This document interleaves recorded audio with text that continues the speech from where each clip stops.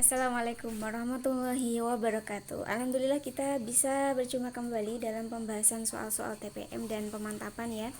Nah, kali ini kita akan membahas tentang soal persiapan dan pemantapan ASDP MKKSDIY yang tingkat SMP dan MTS ya tentu saja. Untuk pelajaran IPA nomor 11 sampai 20 ya, karena 1 sampai 10 udah tadi pagi ya, apa tadi siang. Oke, kita lanjut di soal nomor 11. Perhatikan gambarnya ya, dan perhatikan soalnya. Jika keempat benda memiliki massa yang sama, nih massanya sama, maka urutan benda yang memiliki tekanan terbesar ke terkecil terhadap lantai. Oke, ingat ya, kalau rumus tekanan benda padat itu P sama dengan, tak ganti warnanya ya, ganti yang merah karena itu gambarnya hijau. P sama dengan F per A. Oke ya, berarti P itu berbanding lurus dengan F, tetapi berbanding terbalik dengan A. Oke. Nah, karena masanya sama, ini ya, berarti P hanya dipengaruhi oleh A. Ingat, kalau A dan P itu berbandingnya terbalik. Jadi kalau kalau A-nya besar, maka P-nya kecil. Diingat itu ya. Nah, yang dilihat tuh hanya di luas permukaannya saja. Ingat ya, luas ya, meskipun ini gambarnya 3 dimensi, tapi yang kita hitung luasnya. Oke, kita lihat di gambar pertama, luasnya 8 kali 2, 16 cm. Yang gambar yang kedua, 6 kali 2, 12 cm. Yang ketiga, 10 kali 3, 30 cm. Dan gambar yang keempat, 2 kali 3 sama dengan 6 cm. Nah, karena yang ditanya itu tekanan dari yang terbesar ke terkecil. Nah, tekanan besar itu kalau luas permukaannya kecil ya, berarti kita cari yang luas permukaannya kecil 4. Ini nomor 1 urutannya. Kemudian lanjutnya nomor 2, lanjutnya nomor 1, dan terakhir nomor 3. Ini ya. Ingat yang ini nih. Benda dengan luas permukaan yang besar memiliki tekanan yang kecil. Dan kebalikannya, kalau luasnya kecil berarti tekanannya besar. Yang penting kita harus tahu ini dulu ya, hubungan antara P dan A. Seperti itu. Enggak susah kok. Ya, kita lanjut soal nomor 12. Oke, soal nomor 12 ini ada uraiannya ya, kayak paragrafnya gitu ya, mirip-mirip bahasa Indonesia malah, tapi kita jangan ya, dibaca aja nggak apa-apa, tapi nggak usah terpaku pada itu karena kayak nggak begitu pengaruh terhadap nanti pertanyaannya. Kita nggak butuh itu banget sebenarnya. Oke, yang perlu kita fokus itu pada gambarnya. Nah, ini ya, pada gambar ini nih, gambar ini nih, dan juga pertanyaannya nih, saat gelombang tsunami mendekati pantai, berarti kita fokus yang kayak mendekati pantai ini ya, ini gelombangnya ini. Oke, kita lihat kalau gambarnya itu, kalau kita lihat di gambarnya ya, kayak panjang gelombangnya ini kan semakin pendek nih, panjang gelombangnya semakin pendek. Kalau dilihat dari amplitudonya, bisa tak kasih garis lurus ya, amplitudonya ya, dia menjadi semakin besar, amplitudonya semakin tinggi. Nah, dari fakta itu ya, amplitudo dan panjang gelombang, nanti kita bisa mengecek antara A, B, C, dan D. Kita lihat yang A. Cepat rambat gelombang tsunami konstan sehingga amplitudo gelombang meninggi. Kalau amplitudo gelombang meningginya ini sudah betul, tapi yang cepat rambat gelombangnya konstan ini salah, karena dia semakin cepat ya. Jadi V-nya semakin cepat. Nah, ini tak tambah 1 nih. Nah, faktanya ada 3. Oke, kita cek yang B. Panjang gelombang tsunami tetap. Wah, ini jelas salah. Panjang gelombangnya aja udah berubah ya. Ini jelas salah. Yang ke C sekarang, panjang gelombang tsunami memendek, betul, panjangnya memendek, dan amplitudo gelombang semakin tinggi. Oke, sudah ketemu yang betul ya, yang C. Kalau mau cek yang D juga boleh, kita lihat yang D ya. Frekuensi meningkat, salah. kok salah. Frekuensi meningkat dan panjang gelombangnya betul, tetapi kecepatannya kecepatannya di sini kan menurun, padahal kecepatannya betulnya meningkat, sehingga itu alasan salahnya. Oke, jadi kita fokus ke ini aja, gambarnya gini. Terus kita harus tahu kayak amplitudo tuh yang apa, mana gitu kan. Harus tahu panjang gelombang tuh yang mana, kayak gitu. Jadi kalau kita tahu konsepnya, mau soalnya bentuk gelombang tsunami atau gelombang tali, ataupun nanti misalnya gelombang cinta, daun gelombangnya itu, atau gelombang radio, jadi kita nggak bingung ya, harus wajib tahu konsepnya. Oke, kita lanjut ke soal nomor 13. Di soal nomor 13 ini juga ada gambar ya, meskipun kayaknya susah, aduh aku belum pernah belajar tentang gambar-gambar ini, nggak usah takut, yang penting kita lihat aja dia itu cara kerjanya gimana. Nah, kalau dilihat ini yang namanya sungkup suara ya, atau aku bilang mirip toples gitulah ya. Nah, terus diisi speaker. Nah, ketika kerannya dibuka nih ya, ketika kerannya dibuka ya, gambar 1, maka suaranya terdengar keras. Kemudian ketika kerannya ditutup, kayak udaranya tuh dipompa keluar gitu, berarti kan dia jadi hampa udara. Nah, itu dia tidak terdengar musik lagi, berarti suaranya yang terdengar kita itu ada hubungannya dengan udara. Kalau yang di sini kan udaranya bisa ini ya, yang gambar pertama ini udaranya bisa bebas, di sini ada udara yang bebas untuk tempat rambat si speaker ini. Nah, kalau di sini udaranya dihabisin sehingga dia mau merambat itu nggak bisa. Masih ingat kan ya bahwasanya gelombang suara itu termasuk gelombang mekanik, yang gelombang bunyi atau gelombang suara yang membutuhkan media rambat. Nah, kayak gitu ya. Jadi jawabannya itu yang C. Bunyi memerlukan udara untuk media rambatnya. Jadi nggak bisa merambat kalau dia tuh hampa udara. Oke ya, konsepnya kayak gitu, mudah aja. Oke, soal nomor 14 ini juga mungkin kalian kayak aduh, soal kayak gini lagi gitu ya. Ada soal uraiannya, terus ada gambarnya, terus bawah ini nanti ada gambar lagi, jadi kayak ribet banget ya. Tapi sebenarnya kalian hanya cukup fokus di bagian yang bawah-bawahnya ini aja. Fokus pada gambar rancangan proyektornya. Nah, kita lihat ya. Ini HP-nya di sini. Ini lensanya. Nah, ini layarnya. Layar atau tempat. Nah, SO ini jarak dari lensa ke bendanya.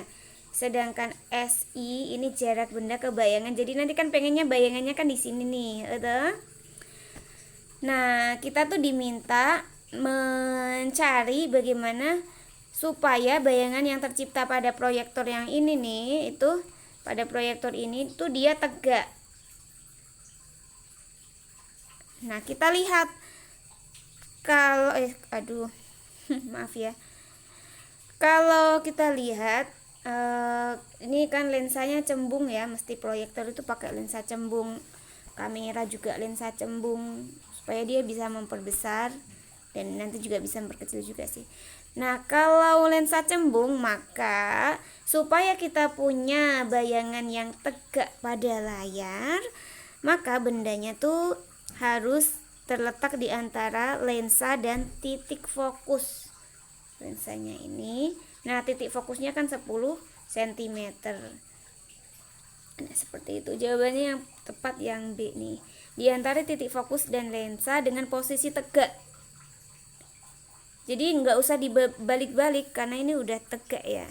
Nih, maya tegak dan diperbesar. Jadi nggak usah dibalik-balik. Kalau dibalik nanti hasilnya di layarnya juga terbalik. Nah, untuk sifat-sifat bayangan pada lensa itu silakan kalian searching sendiri, cari dan diingat-ingat lah ya. Misalnya kalau kita lihat trennya ya di TPM yang kota kemarin atau yang di IM KKS ini, yang sering digunakan kan lensa cembung ya. Lensa cembung. Jadi silakan kalian pelajari aja lensa cembungnya. Oke, kita lanjutkan soal nomor 15. Ini materi listrik statis ya. Oke, kita lihat yang dilakukan oleh si Cia itu dia menggosok dua percobaan ya. Yang pertama kaca dengan kain sutra dan yang kedua ebonit dengan kain wol. Nah, kita lihat nih ya. Kalau kaca dengan kain sutra digosok-gosok, maka kacanya itu akan bermuatan positif. Kalau positif berarti dia tuh melepaskan elektron. Kenapa melepaskan elektron ya? Nah, yang sutra bermuatan negatif. Kenapa negatif? Karena dia menerima elektron dari kacanya. Menerima. Oke ya. Nah, sekarang kita lihat yang ebonit. Ebonit dan kain wol. Kalau digosok-gosok maka ebonitnya bermuatan negatif. Kalau negatif berarti dia menerima elektron. Sedangkan kain wol dia bermuatan positif karena melepaskan elektron. Nah, sekarang kita lihat ya yang kuning-kuning ini tak tanda yang melepaskan elektron. Berarti kita cari yang kaca dan kain wol itu yang melepaskan. Ini kaca dan kain wol yang melepaskan. Oke, ini betul.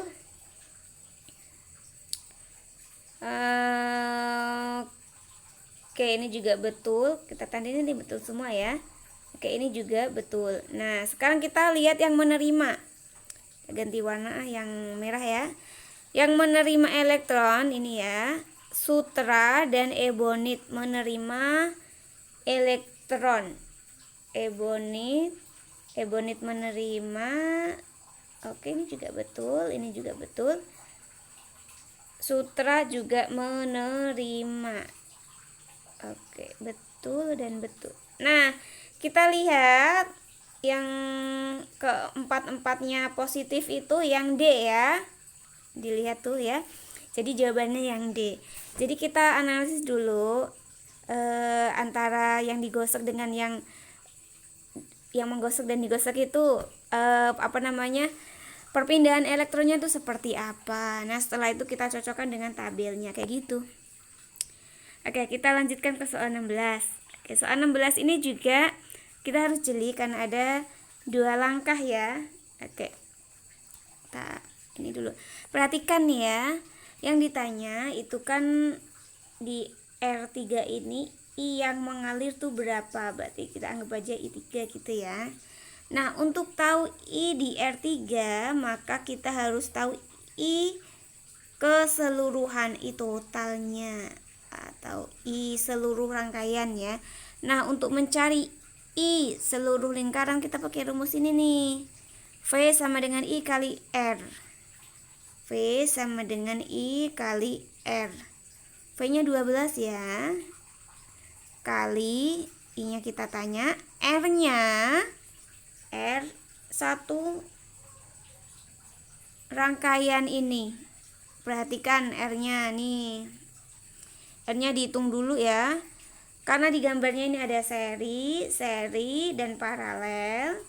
Maka kita hitung dulu yang paralelnya. Hasilnya 4 ya. Nah, dijumlahkan R totalnya 8. Jadi tadi ya I sama dengan 12 bagi 8. Berapa 12 bagi 8?